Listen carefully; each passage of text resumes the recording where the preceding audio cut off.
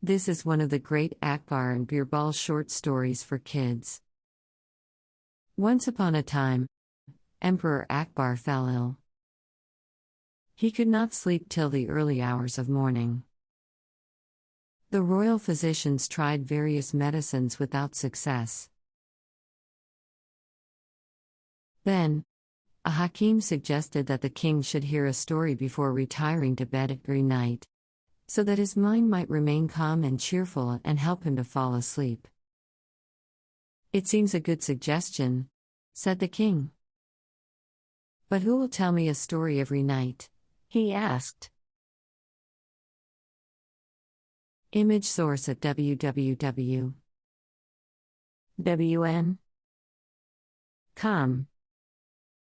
That's easy.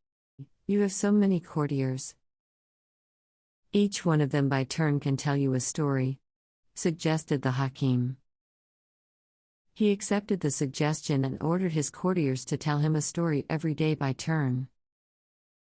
It became a problem to courtiers. Though they managed to tell a story, at the end of it the emperor would always ask, "What next?" So the storyteller had to tell another story. This went on till the storyteller got tired. So the courtiers approached Birbal and asked him to find a solution for this problem. Birbal asked them not to worry, and he took it upon himself to go to the emperor that night to tell him a story. That night, the emperor welcomed Birbal happily. Birbal narrated a story to him. At the end of the story, the emperor asked, "What next?" as it was habit.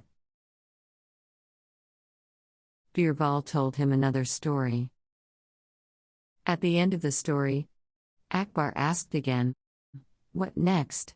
In order to put an end to this habit, Birbal started another tale thus: There was a hut in a jungle. A hunter lived in it. In that jungle, there lived many beasts and birds. The hunter was capable of protecting himself from the animals. His problem was birds. They entered his hut and carried away food grains in their beak. "Yes. What happened next?" asked the emperor. The hunter thought over this problem for a long time and came out with a plan to get rid of the birds, continued Birbal. "Yes. What next?" put the emperor. The hunter brought a big basket from the market and kept all the grains in it and closed it tightly, Birbal said.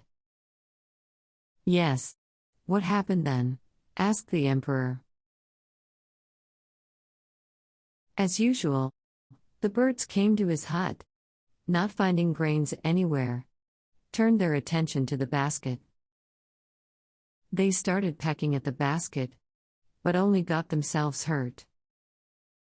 Among the birds was a little clever sparrow. A small mouse was Sparrow's friend. It asked the mouse to help them.